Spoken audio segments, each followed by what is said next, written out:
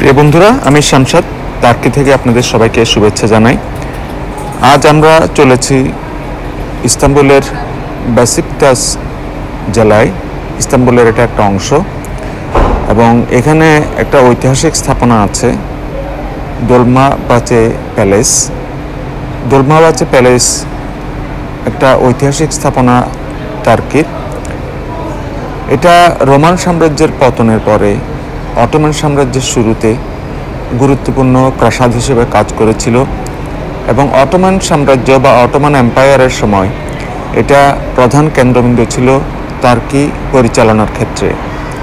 সেই জন্য এই দোলমাবাচে প্যালেসকে খুবই গুরুত্বপূর্ণ মনে করা হয় এবং এই দোলমাবাচে প্যালেসের আশেপাশে বিভিন্ন স্থাপনা অলরেডি গড়ে উঠেছে। বিভিন্ন স্থাপনা বলতে স্টেডিয়াম আছে, এখানে মসজিদ দেখতে পাচ্ছেন এবং এই মসজিদগুলো অনেক পুরনো। তৎকালীন সুলতানরা অর্থাৎ অটোমান সাম্রাজ্য যারা প্রতিষ্ঠা করেছিলেন সেই সুলতানরা এসব মসজিদ প্রতিষ্ঠা করেন এবং এই মসজিদগুলোর মিনার অনেক উঁচু এবং দর্শনীয়। 1843 খ্রিস্টাব্দে এই দোলমাবাচে প্যালেসের নির্মাণ কাজ শুরু হয় এবং 1856 সালে এর নির্মাণ কাজ শেষ হয়।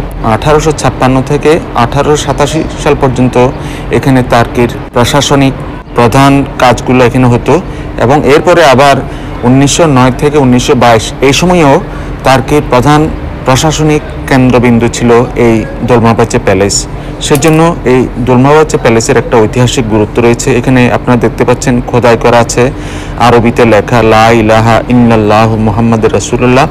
এ ধরনের অনেক সুন্দর এখানে লেখা আছে বিভিন্ন জায়গায় এই দোলমাবাচে প্যালেসের বিভিন্ন স্থাপনায়, যেগুলা তৎকালীন আমলে এগুলো লেখা হয়েছিল। এখনও সেগুলো অক্ষুণ্ণ আছে এবং সেগুলো আগের মতোই আছে। আপনারা আরও একটা মসজিদ দেখতে পাচ্ছেন এবং মিনারগুলো অনেক উঁচু, খুব সুন্দর এবং প্রত্যেকটা মসজিদের যে উঁচু একটা টাওয়ার সেটাও খুব সুন্দর। টার্কিতে আমি দেখলাম। তো ইস্তাম্বুলের এই দোলমাবাচে প্যালেসের এই মিনারগুলো এখন আরেকটা মসজিদ দেখতে পাচ্ছেন, সেটাও খুব সুন্দর। মসজিদের সামনে পিছনে মিনার সহ অনেকগুলো স্থাপনা, খুব সবগুলো স্থাপনাই খুব সুন্দর সুন্দর ডিজাইন করা এবং এই দোলমাবাচে প্যালেসের সামনের অংশটা দেখতে পাচ্ছেন।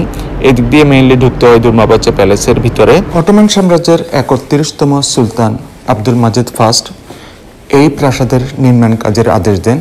এর আগে অবশ্য তিনি পরিবার সহ থাকতেন ইস্তাম্বুলের আরেক প্রাসাদে, তোপকাপি প্যালেস। এটাও একটা ঐতিহাসিক স্থাপনা এবং অনেক গুরুত্বপূর্ণ দলিল এই তোপকাপি প্যালেসে রয়েছে। কিন্তু তিনি সিদ্ধান্ত নেন যে ইস্তাম্বুলের এই অংশে যেখানে আরেকটা রাজপ্রাসাদ ছিল, সাহিল প্যালেস যেটাকে বলা হয়, সেই সাহিল প্যালেসের মতো করে তিনি আরেকটা প্রাসাদ নির্মাণ করতে চেয়েছিলেন এবং তার ইচ্ছা অনুসারে এই দোলমাবাচে প্যালেসটা তৈরি করা হয়। তবে এর পিছনে নির্মাণ খরচ অনেক ছিল।